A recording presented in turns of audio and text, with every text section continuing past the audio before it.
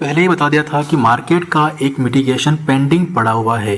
So market 25,600 के level को respect कर सकता है और उसके बाद मार्केट अपने अल्टीमेट 25,000 के टारगेट को फिर से ले सकता है। एक रेजिस्टेंस बिकम सपोर्ट नहीं था, बेसिकली ये एक मिटिगेशन था जिसके साथ ओवरलैप कर रहा था हमारा डेली टाइम फ्रेम का fair value gap. Let me clear it for you.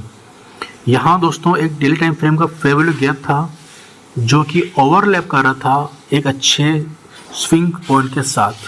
That's why जिसने काम किया एंड वन मोर थिंग, यहाँ पर मिटिगेशन पेंडिंग था। मार्केट ने बायर्स को चांस देने के बाद सेलर्स को चांस नहीं दिया था, इसी वजह से इस लेवल ने काम किया। सो इन्हीं लेवल्स को सीखने के लिए आपको स्मार्ट मनीज को सीखना ही पड़ेगा।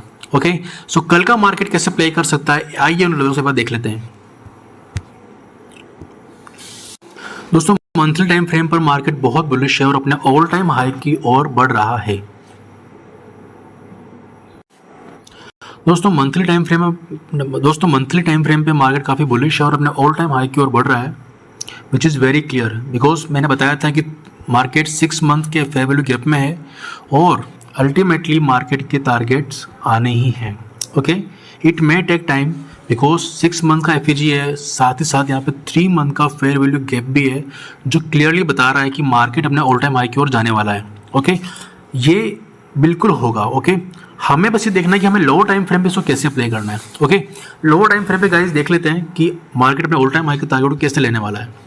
तो दोस्तों 25,433 पे हमारा है वीकली का आईएफईजी और 227 पे है हमारा वीकली का fair value gap. Okay, so market में इन दो प्राइस को अप्रोच करने के बाद एक मामूली सा रिट्रेसमेंट आ सकता है। ओके, यहाँ से यहाँ तक के, ठीक है दोस्तों, मार्केट वहाँ से बेरिश नहीं हो जाएगा। ओके, इसमें एक फ़र्क है, ठीक है ना। वहाँ से कोई बहुत शार्प फॉल नहीं आएंगे, बट मार्केट एक मामूली सा रिट्रेसमेंट जरूर करेगा।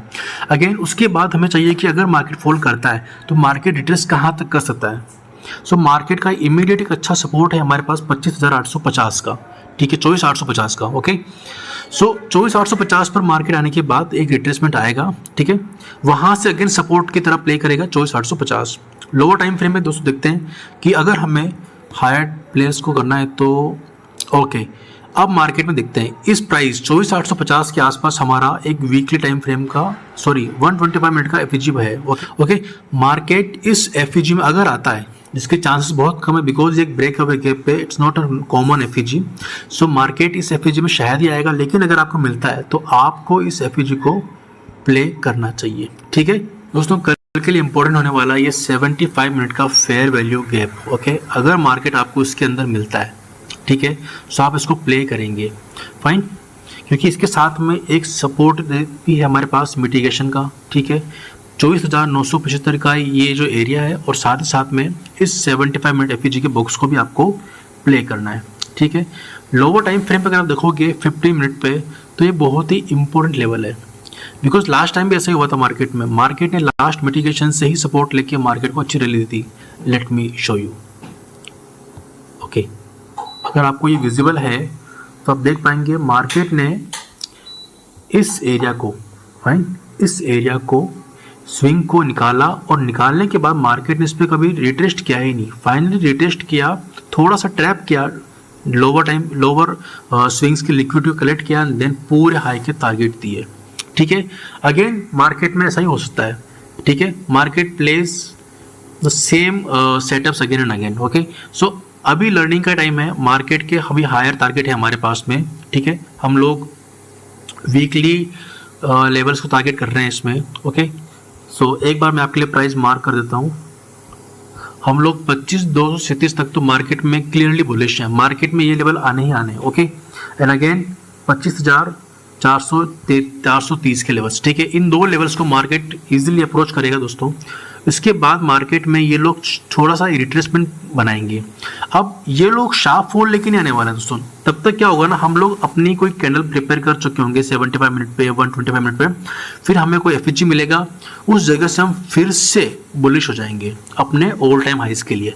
मार्केट रिट्रेसमेंट को दिए बिना अपने ऑल टाइम हाई को लेने नहीं वाला है। ऐसे डंडे बन बन के ऊपर नहीं जाएगा, मार्केट रिट्रेस करेगा थोड़ा थोड़ा। Okay, so wait for रिट्रेसमेंट्स।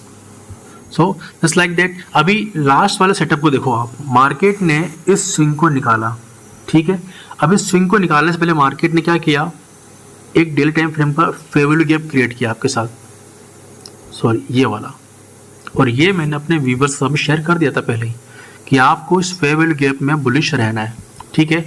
उसके बाद मार्केट ने एक बढ़िया सी सेलिंग दी आपको। अब जो लोग सेल को समझ रहे हैं कि मार्केट का ट्रेंड चेंज हो चुका है, तो वो लोग तो फिर ट्रैप हो चुके हैं, ठीक है।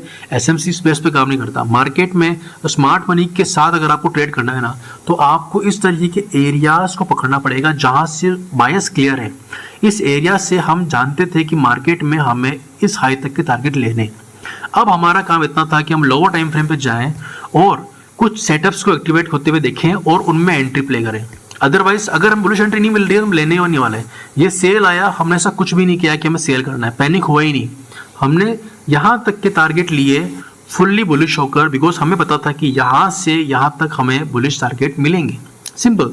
सो कल के लिए क्या क्या लेवल्स प्ले करने वाले हैं मैंने आपके साथ शेयर कर दिया दोस्तों, ठीक है। वीकली एफएज तक के टारगेट होने वाले हैं।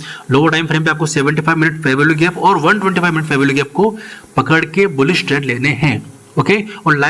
और अगर लाइव मार्केट में मेरे कुछ अलग लेवल्स बनने वाले हैं तो मैं उन लेवल्स को आपके साथ शेयर कर दूंगा। सो टेलीग्राम को ज्वाइन कर लेना दोस्तों आप लोग। वहाँ मैं अपने लाइव मार्केट में जो भी सेटअप बनते हैं बुलिश बेरिश में सारे सेटअप शेयर करूंगा, okay. So thank you so much guys for watching this video till the end. Bye bye.